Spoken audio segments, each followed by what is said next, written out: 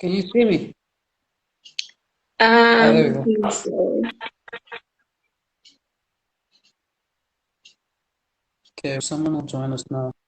20 years later. I don't know why you're smiling. Yeah. I actually wanted to have this whole talk across from my point of view. Because I wanted to challenge my understanding of it, and also at the same time try to reach a different set of ears. But anyway, since Wish is going to be on, I guess it has to be kind of full on English. Okay. Wish has joined. Right, actually.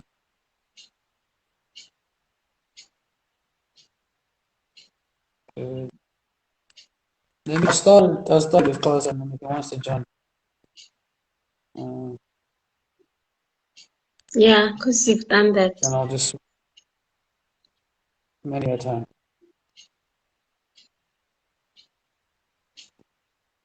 Anyway, so yeah, okay. So this is the beginning, right? So Mother Nature or nature doesn't want us to be extinct, right? Mm-hmm. So funeke soloko sihleli apha emhlabeni, ne? Mm-hmm. And for us ubana sihlala apha emhlabeni, we always have to then make sure ubana yonke into esiyenzayo, the best possible people abakwazi uhlala emhlabeni funeke belapha emhlabeni. So that means that xa ugula, you're more likely uba usweleke, ne? Mm-hmm. So uba kukho abantu abanintsi abagulayo, ne? Mm-hmm. Then wonke umntu uzosweleka, ne? So you have to regulate the amount of people abakhoyo emhlabeni to always have the healthiest and strongest people so that then society does not lead to extinction. I hear you. Right? Okay. So once that is that's like the brief, like just make sure you don't get extinct. Yes, there'll be people getting killed, people dying from this, whatever it is, but at least the vast majority of is going to be moving forward. Yeah? And through that moving forward, there'll be so like now, back then, this school of the Black Plague. Yeah? So a lot of people that died from that. But because there was a lot more people that then was able to survive from that, we were able to then produce better medication and better structures and all that, so that we can stay away from things like that, and then we can all proceed. It's almost like every generation we have like bursts of new humans, yeah, which is what evolution is in a nutshell, right? Okay, so now that as the substructure, everything else now becomes kind of freedom and do whatever you want. And Mother Nature kind of says, look, just don't do too much of this, don't do too little of that, because if you do go to the extremes, then it's off us on. Yeah? So just don't go too extreme. Okay, everything else is fine. Okay, so that brings me to safety, right? So safety is the fundamental thing of that. Because if you're not safe, you're going to be extinct. So then our underarching kind of matrix of DNA is to just be safe, right? So safe is like the last point, because death means gone, then you're not even part of the game. So like, for example, if you were given choices on the daily, most of your choices don't involve death as like one of the choices, right? But if all your choices involve death, then you would make every other choice that is not going to be death, regardless of what it is, right? So if I said to you, every single room that you walk in, death is going to be one option, right? Then for you, you will always pick the other door, regardless of what it is, as long as it's not death. Because death means safety is at risk, which means gone, right? But more often than not, your choices in life is, well, it's one door, there's McDonald's, and one door is KFC. It's like, okay, cool, I'm going to die with either, whatever, right? So every day is like a struggle in that sense, right? Mm-hmm. So like you're living with a clock, but you're trying to make sure that that clock lasts as long as possible. Yes, And absolutely. death is the underlying structure, right? Yeah. Okay, so now what happens is then, which leads to attraction, right? So safety will lead to attraction in the sense that now everything that you are attracted to fundamentally as a base, right, has something that has to do with safety with it. So if you're going to be attracted to something, you're not going to be attracted to something that's going to kill you, right? You might say that it gives you some sort of feeling or so it gives you some, but it's like if death is really an option there, you're not going to be attracted to it, right? Now that's more so important when it comes to women than it does to men. That's why men are more reckless, right? And the reason for that I think is that if you're female in society, you're actually responsible for nature itself, right? Because you're responsible for the next person that's going to be made in the world. Yeah. You carry it for 9 months, right? So for you then, the way that you're equipped and you're built, you're gonna have to then really care for or really take care of your attraction. So your attraction is paramount more than a male is, right? Which leads into other things such as if when you're attracted to whatever you're attracted to, right? Your attraction is fundamentally not even based on yourself. It's based on the overarching structure of society saying, just don't die, or make sure that there's someone or the next possible people are going to be people that are going to push us forward, right? And it's almost as if in a I'm being very simplistic, but it's almost as if in a way it's like society says, as for the men, just be the best possible person you can be and be ready for when we need to reproduce, right? And then we'll keep making sure that the females make the best choices because then they are going to then pick the seeds that you're going to have, then make the best possible people, which is good not only for you as the man, but it's good for society in general because then that means that then you make sure that your seed, the more your seed keeps on reproducing, the better it becomes because you're being picked based on how better you are. And then your kids are then going to be better than you and so on, right? So your attraction then becomes the safety net and the need comes from that and attraction is connected, right? Okay, you get that? I hear you. Okay, so now what happens? So this is where more choices come in and makes it even more complicated. But then it's like, okay, men are then in a constant battle of trying to be the best possible people that they can be. That's not only good for them, not only good for men, but it's good for society at large. Because the better person that you are and the higher status that you gain, the better it is for you to gain the woman that you want to gain and propagate your seed further, which is better for society as a whole. Right? Which means that then the woman will then pick you more regularly instead of picking the guys that are going to then degress society. Yeah. So you kind of have a win-win situation. The better you are, the better you're picked, the better your future will be, the better your kids will be, and that's why it's attractive to you as the guy. You know, you want to leave a legacy, but you know you're not going to be there, so you leave it within your children, and you can only do that if you're picked, if you're in the game. Okay, so that's now where it comes to the other stuff. This is where we connect the violence, right? So now you imagine you have 10 women and 10 guys, right? And the women obviously rank order themselves as well as like, you know, how whatever society it is and whatever age it is, your attraction level again is determined by the safety. So whatever is going to be safe at that time is going to be more attractive.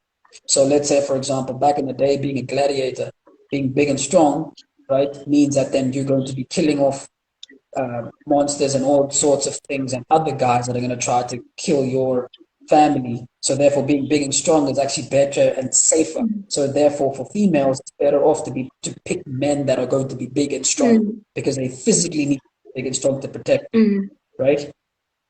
As time went by, then men said, okay, well, the men that are not big and strong said, well, then how are we going to get picked, right? We need to develop another strategy, right?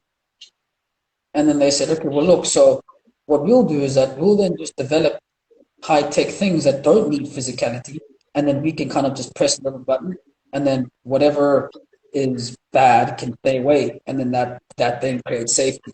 Or we can then build walls or build gates to keep all the bad things out, and we can build cement and all that, so that we don't have to then use physicality, which is what we don't have, but we can achieve the same goal, which is safety, and then we can be picked. Right? So as time has gone by, everyone tries to then obviously in a specific or in a moralistic realm, trying to make sure that whatever thought processes that we're trying to be picked by, it's going to be morally correct. Yeah. Right? So again, it's like, if I'm not big and strong, so how am I gonna make sure that I'm attractive and make sure that everything can propagate from my point of view? I'll have to develop another strategy, right? Which is what you do eating, right? Now, what happens when you don't have a strategy? What happens if your strategy doesn't work and it's not a net positive for the whole society, right? That's when violence and crime comes in, right? So then you go, okay, the same 10 women, same 10 men, the 10 women go, okay, you know what?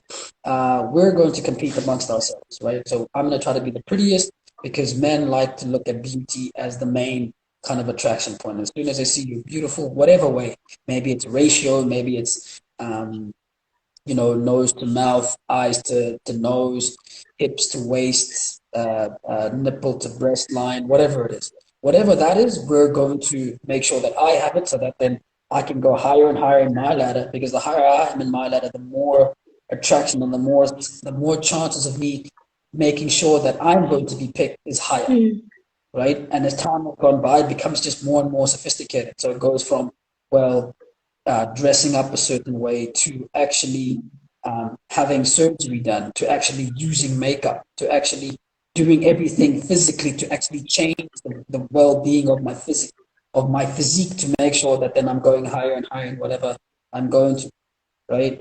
Maybe it's the way I dress, the way I do my hair, and in every kind of stage, 10 years, 20 years, whatever, there's a big boom as the girls that don't, like, if you use makeup and makeup's not that great on you, then you go, flip, I can't use makeup, what else can I do? Then you go on social media and you go, but I've got nice contours, and then you take pictures of your contours, and then you get attraction that way, right? Or, oh no, I don't have nice contours, I have nice feet, and you take pictures of your looks that way, because you understand that the attraction level towards men for you is very important, so you take it seriously, right? And then you do it whatever way you guys do it, you compete. So like I said, with the men, what happens is then it's like, okay, well, I can't do anything, but I'm big and strong, right?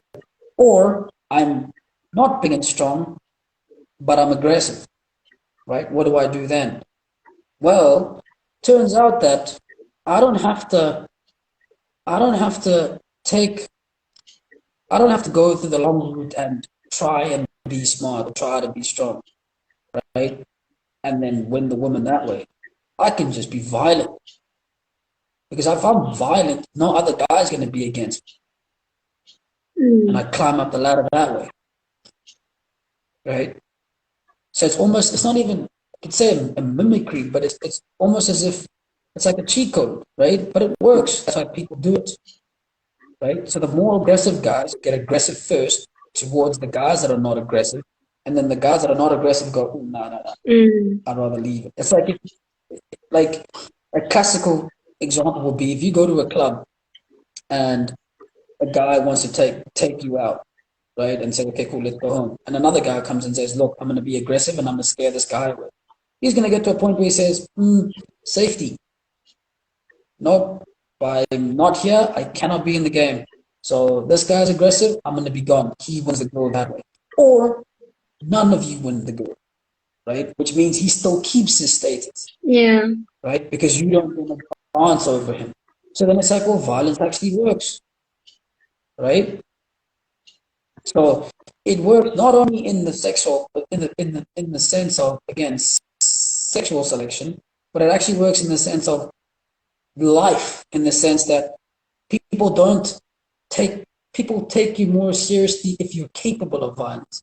Because if you aren't, you just become a pushover, which is one of the big reasons I was wanted to talking to you.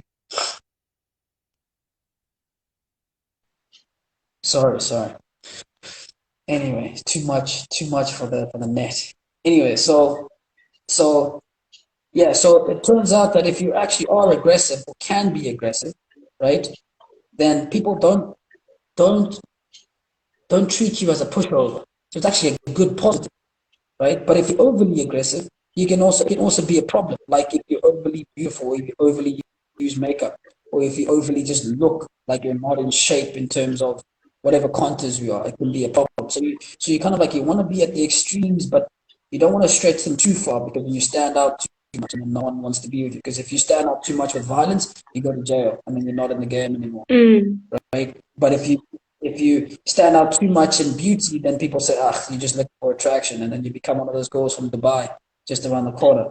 You become one of those girls from Dubai, and no one wants to play with you then either. So you kind of want to be at the extremes, but just borderline, so that people think that, oh, okay, no, she's playing the game fairly, or he's playing the game fairly, Yeah. right? But you're at the top of the food chain, so you can kind of be like a Beyonce, but you don't want to be like a whatever, a Cardi B or something, because then it's like, oh, nah, I don't like that type of stuff, right? Just like you want to be aggressive in the sense that you want to be a strong masculine man, for instance, and get all the girls, but you don't want to be strong and masculine to the point of, say, Hitler. Yeah. Right? Because then it's like, oh, no, or Ted Bundy, and you go, nah, that's safety again, because that safety net is exactly what we're trying to regulate underneath, right? So anyway, so then you got the violence part, right? So now guys say, okay, cool, I'm going to be violent, and the most violent guys get violent quicker, but so do females, right? So there's a huge overlap. There's a huge overlap in the sense that you have all the females, all the males.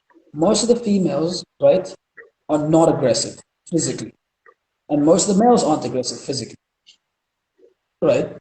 But if you were to choose the males that are going to be more aggressive quicker, or the people that are going to be more aggressive quicker, right, they'll all be males, right? Which is why jail's like that. Because then it's like, look, if you're going to be at the extreme, you're going to cut this off, put you in jail. Who's that? Mostly men. And then if you take the people that are going to be the most nicest and sweetest and humanitarian and just loving of children and all of that, most of them are going to be female. Yeah. Right? So then, but then most people are kind of a breed of both, or an interaction of both, or whatever you want to call it, right? You see that in relationships. Like if someone's in a relationship if a guy's in a relationship with a girl, she probably hit him more times than he hit her, right? Because it's just a mixture of both. Most people are like that, but most things don't. Or alarm doesn't happen in the middle. Alarm happens at the extremes. Yeah. Right? Okay. Which then brings me to this whole movement of this GBV stuff, right? Okay, so now that I've explained all of that, right? The aggressive males get aggressive quicker and first, right? And the aggressive women get aggressive, but only if they're with around other women, right? Because they can get aggressive with males, but they know that it's always a risk because safety's there, right? So in the case of, let's say, someone like Amber Heard, it's like, well, Johnny Depp is aggressive. He's not going to be a pushover, but I can probably punch him every now and then, right? But then she won't date someone that's going to be overly aggressive male because she knows that it's not even an option for her, right? Okay, so So what then happens is, yeah, okay, you can say that. So you said women have a short temper, but men are more violent. Okay. So what then happens is then women then say, well, look, I can't be that aggressive because my aggression physically, especially if it's at an extreme level, will mean that my safety is at risk. And men generally do that too. So there's a lot of men that just do not want to fight because your safety's at risk. Yeah. They don't do that either, right? So you now have the media that says, well, look, I don't care about those men. I don't care about those women either, right? Because they don't sell anything. If I tell you what is actually happening in the world, why would you buy our newspapers? Why would you read our articles? Yeah. So we have to go to the important things. We have to then go to the one most aggressive person versus the one non-aggressive person. That makes news, right? As soon as that makes news all the time, it then comes across as that's what's happening everywhere,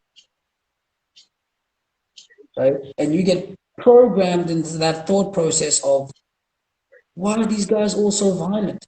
And you let go of everyone else that's violent or not violent, right? And then what happens is that then you just need one person that's going to take that narrative and say, look, I need to feed my family, right? And how can I make this work for me? Well, if I become an activist and I say that this little fraction of people here, right, are the way that the whole society is, and push that narrative, then I can feed my family, right? So then I become an activist, and then I say, look, we have a pandemic. And then you go, what's the pandemic? And they go, well, this small fraction of people are doing this to everyone in the world. And it's like, no, it's not true. And they cannot say that it's not true because, again, it feeds their family, right?